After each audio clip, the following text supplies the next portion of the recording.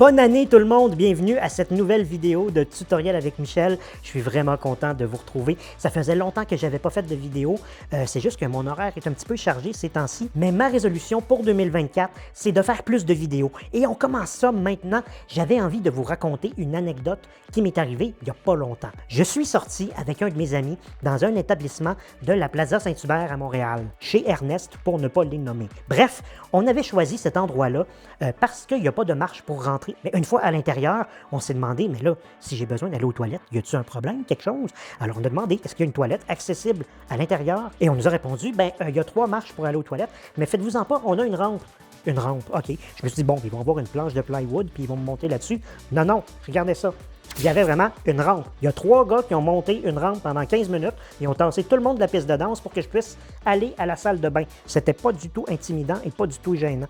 Bref, je me suis dit que j'allais peut-être pas y aller 12 fois dans la soirée, mais en tout cas, je voulais simplement saluer ça. Je remarque au niveau de mes sorties depuis un certain temps qu'il y a beaucoup plus d'efforts qui se font au niveau de l'accessibilité universelle. Puis nous, les personnes en situation de handicap, c'est vrai qu'on est bon pour chialer, mais il faut aussi saluer les bons coups et j'avais envie de dire merci à ces gens-là, à ces commerces-là qui font des efforts pour les personnes à mobilité réduite. Une autre histoire, vite, pendant le temps des fêtes, je suis allé au resto avec des amis.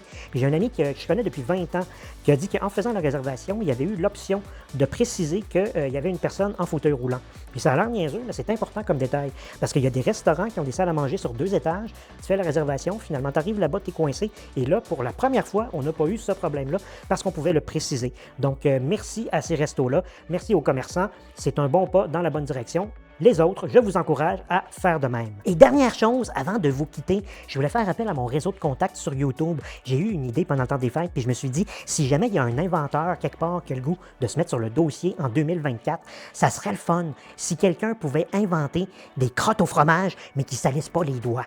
J'aime ça, manger des crottes au fromage, j'aime ça. Le problème, c'est que quand j'en mange, je beurre mes doigts, puis après, je ne peux plus toucher à ma chaise, fait que je vais en mettre partout. Je suis pas mal sûr qu'on pourrait aller au Dragon, puis devenir millionnaire avec ça. Écrivez-moi. Bon. Moi, qu'est-ce que je fais? Je suis un petit peu coincé là. Hein? Parce que je peux pas toucher à rien.